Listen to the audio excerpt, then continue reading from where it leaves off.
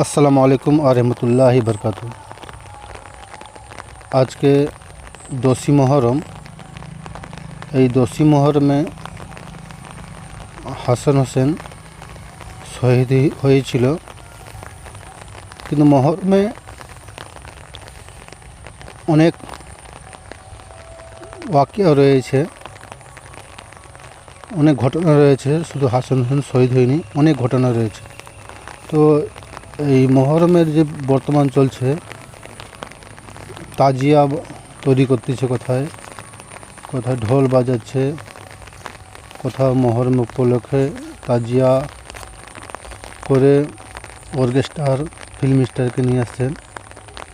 কিন্তু মুহররমে একটি হচ্ছে কাজ 9ই মুহররম কি 10ই মুহররম, দুটো রোজা, নয়তো 10ই মুহররম নয়তো 11ই মুহররম, দুটি রোজা রাখার কথা রয়েছে।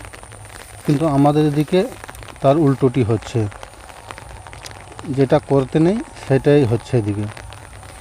এই একটা মাইকের আওয়াজ আপনাদের ব্যাকগ্রাউন্ডে আসছে মনে হয়।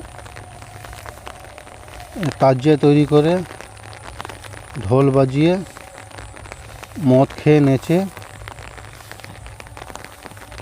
কোথাও ফিল্ম স্টার, অর্কেস্ট্রার, ড্যান্স প্রোগ্রাম হয়। তো ইসলাম এদেরকে কতটা প্রাধান্য দেয়, আপনাদের কাছে যদি ভিডিওটি যায় তো কমেন্ট করে বলবেন। আর যদি আপনাদেরকে ভিডিও ভালো লাগে থাকে তো ভিডিওটি সবার মাঝে শেয়ার করতে ভুল করবেন না। যদি আমার কথা বিশ্বাস না হয় তো বিকেলে আমাদের এখানে তাজিয়া বেরোবে, সেটাও ভিডিও পোস্ট করব, দেখতে পারবেন। তো মাশাআল্লাহ কুলাপাড়ায় মুহররম বন্ধ শুনেছি, সেখানে বিশাল সেলিব্রিটি, বড় বড় ফিল্ম স্টার আসতো, অনেক ফিল্ম স্টার এসেছে ওখানে।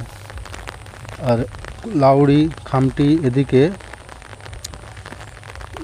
অর্কেস্ট্রার হচ্ছে, আর সিরিয়ালে নায়িকা আসতেছে।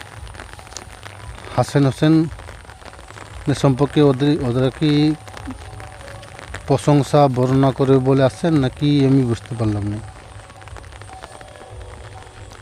তো আশা করি আপনাদের যদি ভিডিও ভালো লেগে থাকে সবার মাঝে শেয়ার করবেন, আর কমেন্টে বলবেন এটা মুহররম উপলক্ষে কী করা যায়। আসসালামু আলাইকুম ওয়া রাহমাতুল্লাহি ওয়া বারাকাতুহু।